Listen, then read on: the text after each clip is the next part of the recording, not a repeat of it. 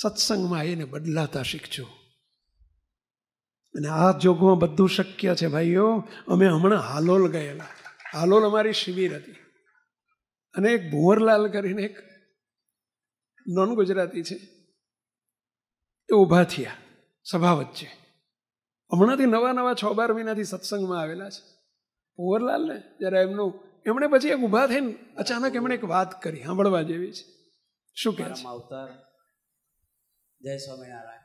હું 1 નંબરનો ગુંડો ટપોરી હતો. શું કહે છે? એક મિનિટ, શું બોલ્યા એમની શરૂઆતમાં ખબર પડી? હું હાલોલનો 1 નંબરનો ગુંડો ને ટપોરી હતો, એમના મોઢે બોલે છે.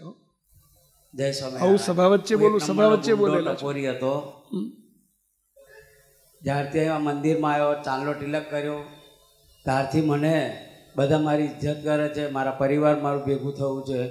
એટલે બધા વચ્ચે હું ગુનો કબૂલ કરું છું. પણ છેલ્લા 5 વર્ષથી હું અહીંયા આવું છું, તારનો બહુ સુખીને બધી રીતે જીવન જીવું છું. અને ચાંદલાના તિલકથી હું રિક્ષાનો ધંધો કરું છું. આજે બધા વચ્ચે હું મારું ગુનો કબૂલ કરું છું.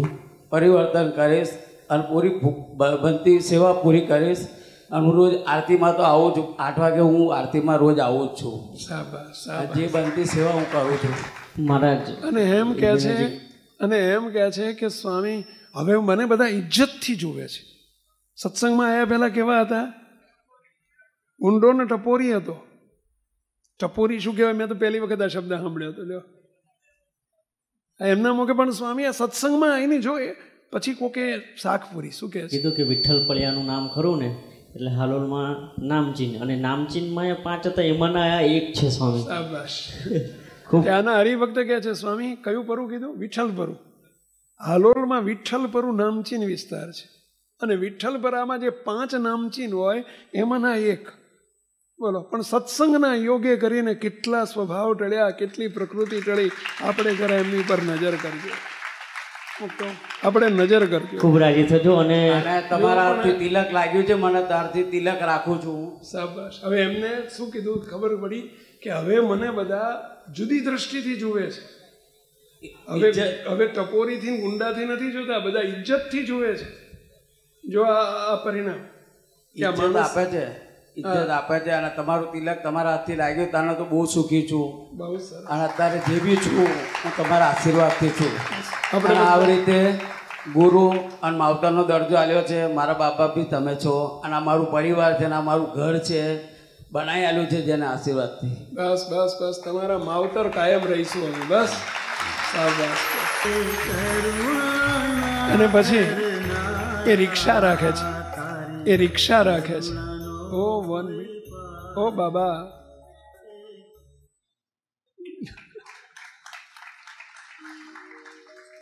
બિચારાએ મને સાંજે વિનંતી કરી સ્વામી મારી જોડે ગાડી તો નથી, હું રિક્ષા ઓટો રિક્ષા રાખું છું, મારી રિક્ષામાં બેહો ને. કે તારી રિક્ષામાં જ પધરામણી આવું છે. અને પછી એમની રિક્ષામાં જો પધરામણી 2-3 પધરામણી એમની રિક્ષામાં જઈને બેસીને કરી. એ વર્ષો થઈ ગયા મુંડા, રિક્ષામાં બેવાનું ક્યાંથી મળે? બિચારો રાજીનો રેડ થઈ ગયા.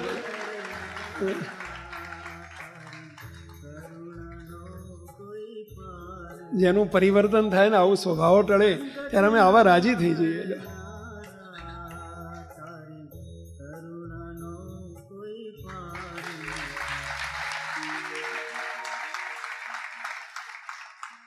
કંઈક છોડતા શીખો, પહેલા સ્વભાવ છોડતા શીખો, પ્રકૃતિ છોડતા શીખો. અમારે એક હિતેશભાઈ, હાલોલમાં હિતેશભાઈ હતા, અને એમણે એક અદ્ભુત વાત કરી, જરા આપણે સાંભળીએ. આજે સ્વામી તમને ખાલી થેન્ક યુ કહેવા માટે જ આવ્યા છે. હાલોલથી સવારમાં 6:30 બાઇક લઈને નીકળ્યો હતો. આપણે જ્યારે શાકોત્સવ આવ્યો ગયા મહિને 2 મહિના પહેલાં જ્યારે આપણે હાલોલમાં શાકોત્સવ કર્યો, તો મારા સસરા સ્વામિનારાયણ સંપ્રદાય, મતલબ કે જો ઘરમાં સ્વામિનારાયણની આરતી થાય ને તો બહાર નીકળી જાય. એટલે એવા વિરોધી હતા એમ.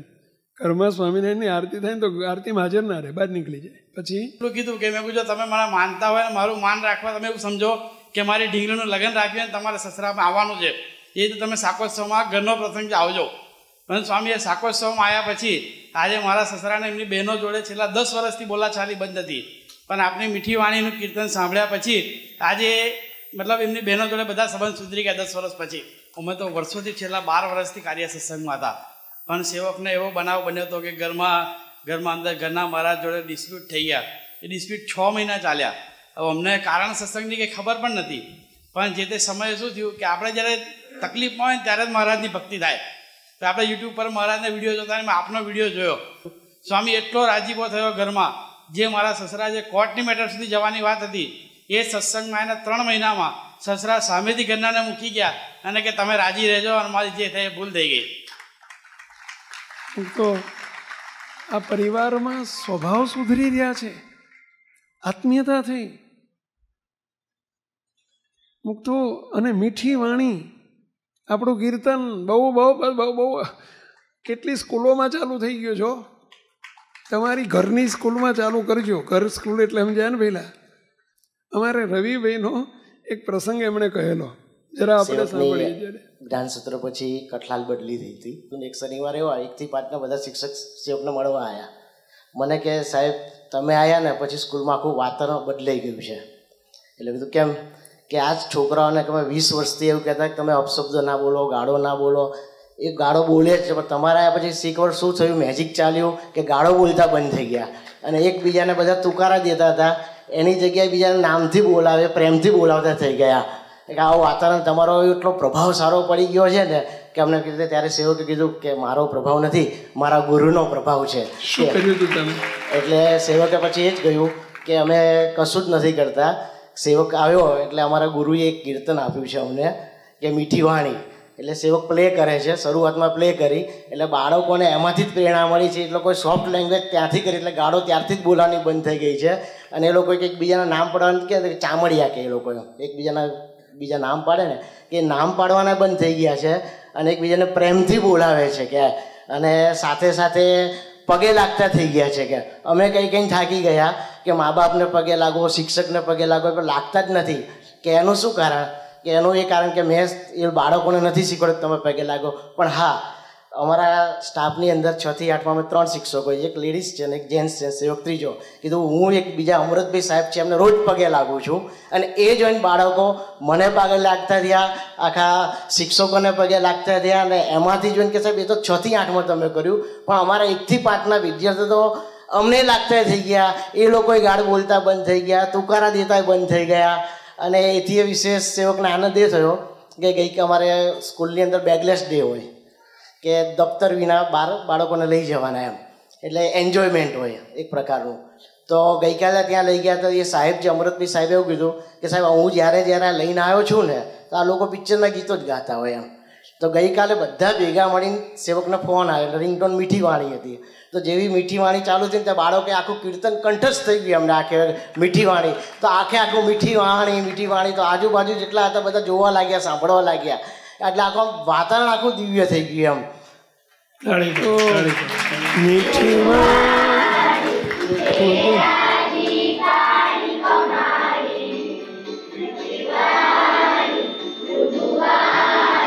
પ્રાથમિક શાળા છે. મુક્તો હવે આ ટીવી ઉપર દર્શન કરે તો અહીંથી એમનું અધૂરું રહેવાનું. બીજું કે સવારે બી મીઠી વાણી બોલવાની.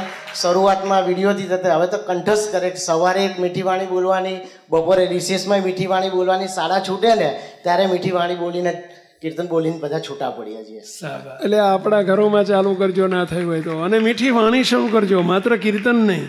થોડોક સ્વભાવ બદલો. કોચું બોલવાનો સ્વભાવ છે, કડવું બોલવાનો સ્વભાવ છે, જેમ ભાવે એમ બોલી નાખવાનો, લચકા નાખવાનો સ્વભાવ છે. સ્વભાવ બદલવાની વાતો ચાલી રહી છે. આપણે બદલવા છે, દાદા ખાચર જેવા થવું છે. સંકલ્પ દ્રઢ કરો, બોલો બધા આંગળી ઊંચી કરીને, દાદા ખાચર જેવા થવું છે. આપણા ઘરમાં મહારાજનો નિવાસ કાયમ કરાવવો છે. હેડક્વાર્ટર બનાવીને મહારાજ આપણા ઘરમાં રહે એવા થવું છે. આપણું ઘર કેમ હેડક્વાર્ટર ના બને? સંકલ્પ કરજો, દ્રઢ સંકલ્પ કરજો. મીઠી વાણી મૃદુ વાણી છે રાજી પાણી કમાણી.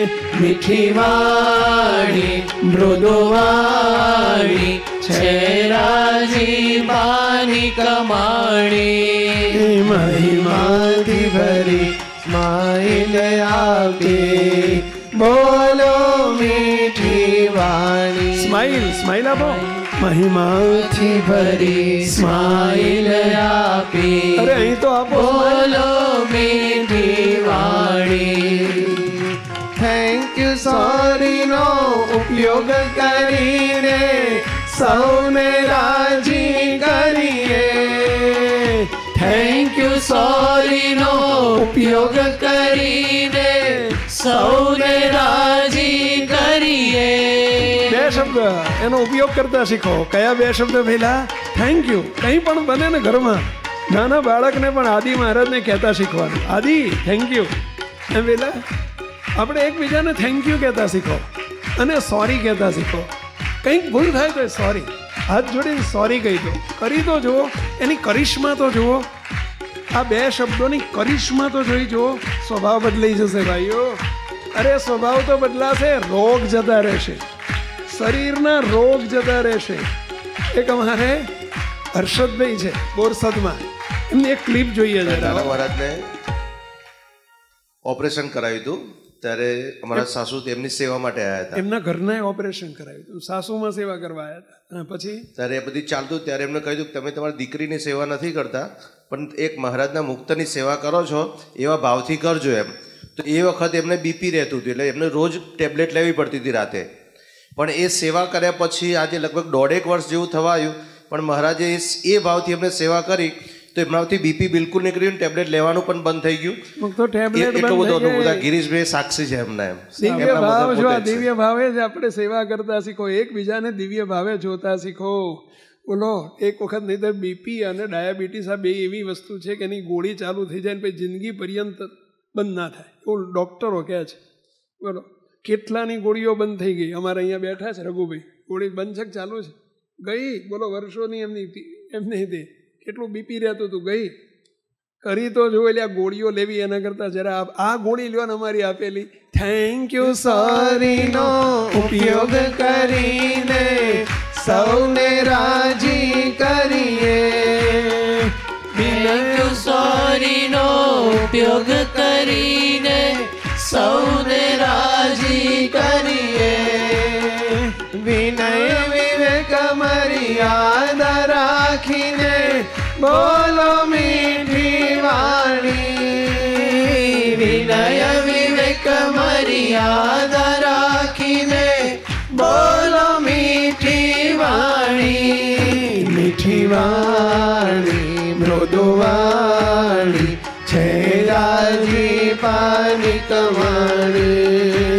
મહિમાથી ભરી સ્માઈલ આપી બોલો મીઠી વાણી. પરિવારમાં ખુશીઓની લાણી જોઈએ છે, સુખ શાંતિ જોઈએ છે.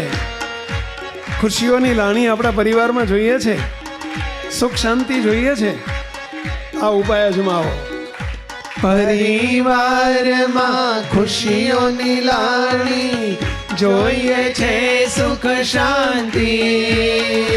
અરસ પરસ દૂરી દૂર કરવા બોલો મીઠી વાણી. અરસ પરસ દૂરી દૂર કરવા બોલો મીઠી વાણી. મીઠી વાણી તાળી પાડો.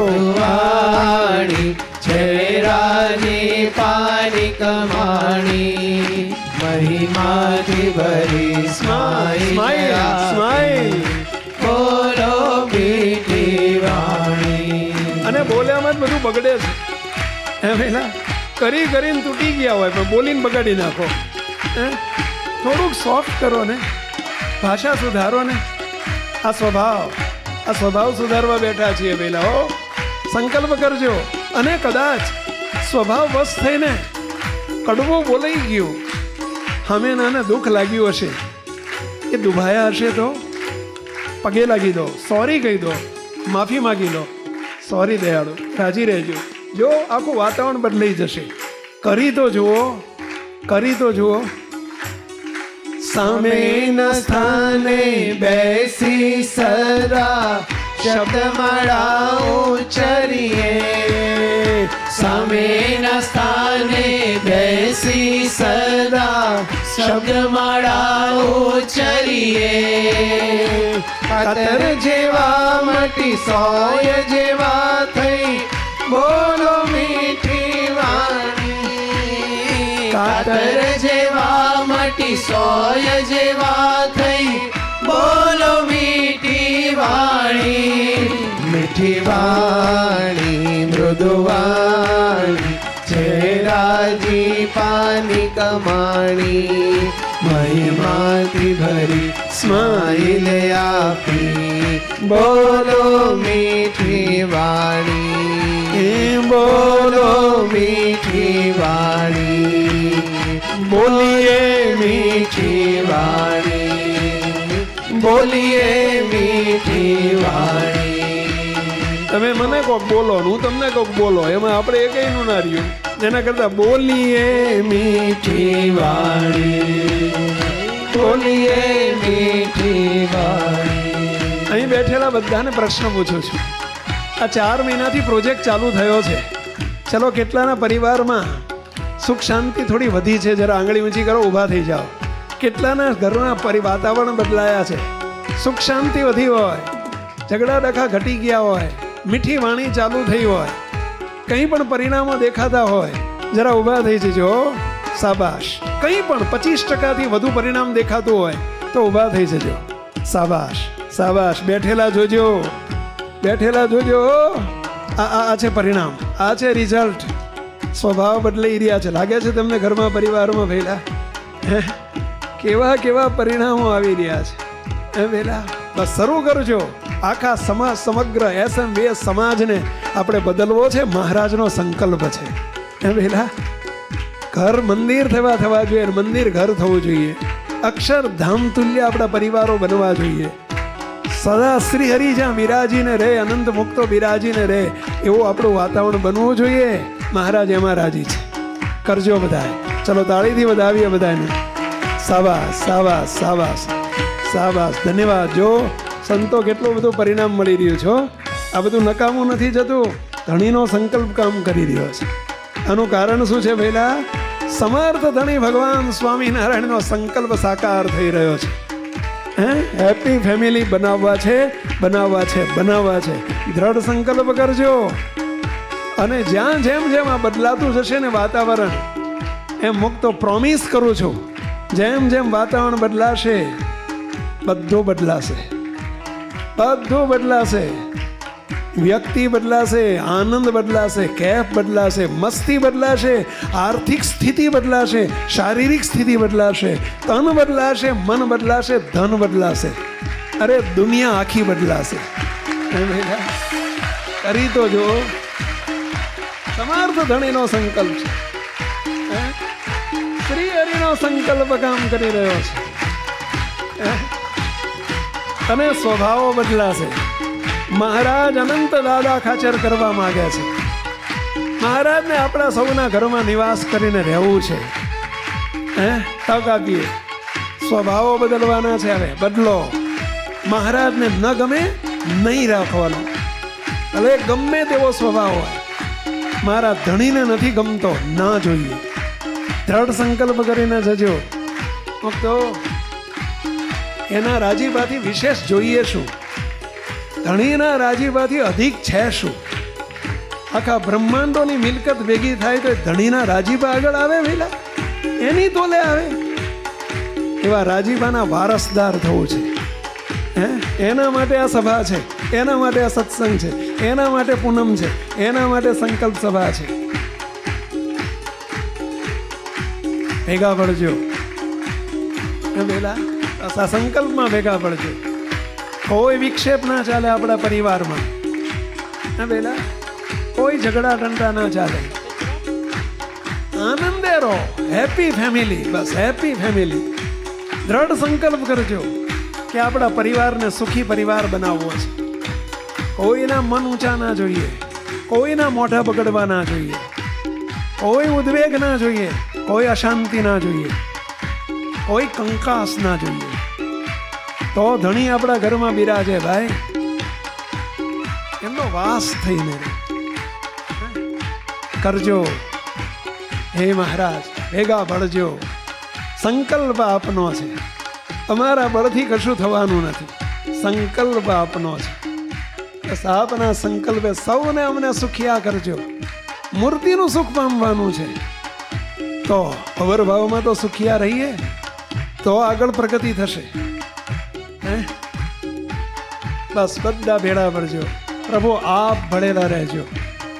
અમે તો સાસા ગોટીલા કરીએ છીએ, તમારાથી કાંઈ થવાનું નથી. બધું આપનાથી શક્ય છે. બસ હે દયાળુ, આપની મરજી, તવ મરજીમાં વાલા નિત્ય રહેવાય. ગમતું અમારું કદીએ ન થાય.